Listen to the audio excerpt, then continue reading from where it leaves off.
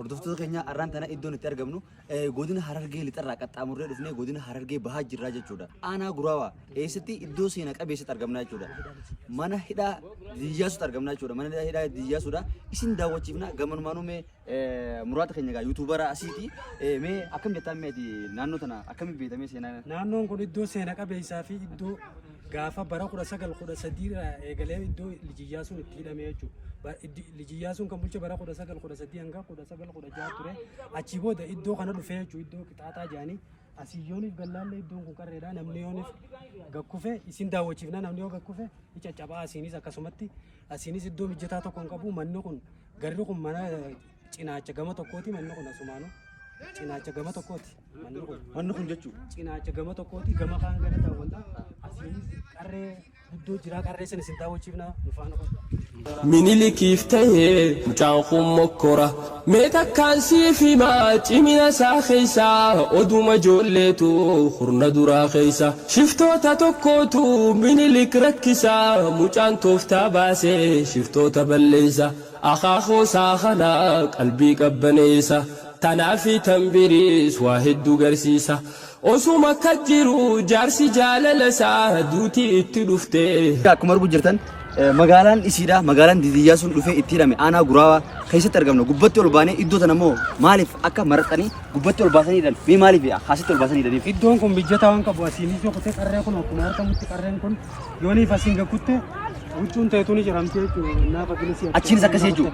Achiin kana dareen himee kana aadaa wannu waliin saniifuu qarreen magaalaan Guraawaa kana fakkaatti. Dhoysee ifnu arrabsiisaa ifuma ajjeesee ifuma barreessa kan du'e jijjiiree ajjeesaa taasisa ifin arrabsinii hoosiin dhaggeessa. Kunoo akkuma arguu jirtan magaalaan Guraawaa akkana fakkaata.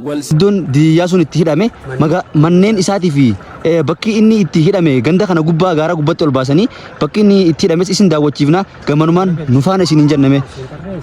Asiinis qarreedha. Asiin immoo manni Diyyaasuun itti hidhame as kana keessa jechuudha. Cinaachesaati. Mee fuula duras dheedhii agarsiifna jechuudha kaamuraata keenya. Dheedhii agarsiifna maanuma tarboota. Waan addaati hordoftoota keenya. Mee nu daawwadhaadha isin hin jenna gamanumaan turtiin wajjin godhaadha. Balaa isaa wajjin firraa gaggeessanii dhaamsa isaa raawwachuuf teessuma uumanii.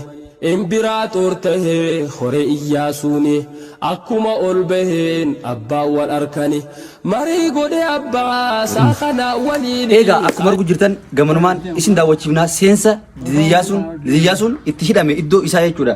Akkuma arguu jirtan gaamee muraa keenya waliin aadaa wannu isin jenna. Waliin aadaa wannu seensa ulaa isaati jechuudha ulaa gamaalaa. Kanaafuu seenuu jirraa jechuudha walumnu waa faan. Gaafa sana asumaan seenee hidhame. Asumaan seenee jechuudha asumaan seenee manni kun bakka waardiyaan isatti iddoon kun iddoo waardiyaan.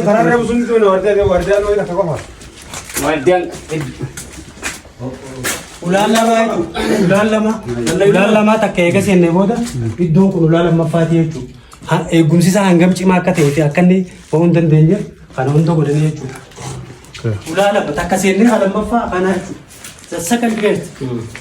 Maqaa isaatillee osoon siin. Akkuma beekamutti ulaa lammaffaa seennee jira.